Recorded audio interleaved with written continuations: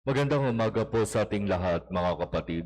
Magandang umaga din po, Father. Araw ng Miyerkules, sa ika-20 linggo sa karaniwang panahon, ika-19 ng buwan, araw ng pagdedebosyon kay San Pablo ng Cruz. Sa ating unang pagbasa mula sa aklat ni Propeta Ezekiel, napakaganda ang ipinapaalaala sa atin. Ito ay kwento tungkol sa pagtawag kay Propeta Ezekiel. Ang kanyang misyon, ipahayag ang ipinapasabi ni Yahweh. Ang mensahe, tao, magpahayag ka laban sa mga pinuno ng Israel. Sabihin mo ang ipinapasabi ko sa kanila. Bakit dumating sa punto na humirang si Yahweh ng isang propeta para sa pagkakataon na ito magpahayag sa Israel? Sapagkat dumating na sa punto na ang mga pinuno ng Israel ay hindi na nagiging responsable.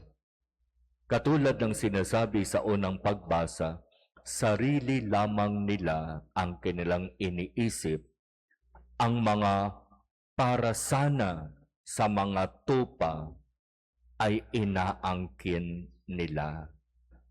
Ginagamit nila ang mga tupa para lamang sa kanilang pansariling mga interes.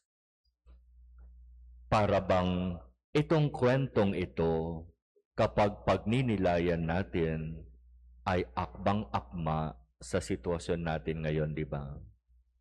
Marami tayong mga pinuno na sarili lamang ang inisip.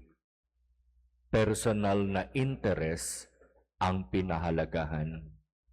Ginamit ang mga mahihirap para sa kanilang pansariling agenda. At nakalulungkot ang ganitong sitwasyon sapagkat ang nagsasakripisyo ang bayan. Kung sa unang pagbasa, ang nagsasakripisyo ay ang mga tupa. Sa ating sitwasyon ngayon, ang nagdurusa ay ang taong bayan.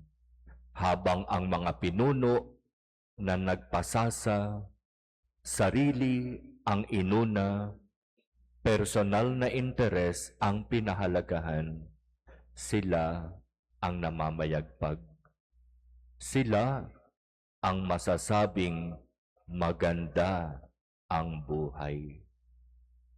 Pero sa unang pagbasa, malinaw ang sinasabi ng Diyos.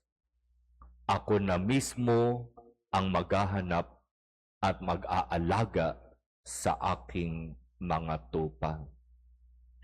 Si Yahweh ang magte-take over. At kapag si Yahweh ang siyang mangunguna at mamumuno, makakaasa tayo na ang lahat ay magiging maayos. Kaya sa biyaya ng Diyos, dumating nawa sa punto katulad ng nangyari sa Israel na ang mga pinuno na naging masama, ang mga pinuno na nagnakaw, ang mga pinuno na personal na interes lamang ang pinahalagahan ay mangyaring gawan ng malaking desisyon ng Diyos. Hindi na ikaw ang gagawin kong pinuno. Aalisin na kita sa pamamahala sapagkat hindi ka naging karapat-dapat. At ipagkaloob nawa ng Diyos ang biyaya na tayo ay magkaroon ng mga pinuno na tunay na may puso, may isip, katulad ng puso at isip ni Jesus, ang mabuting pastol.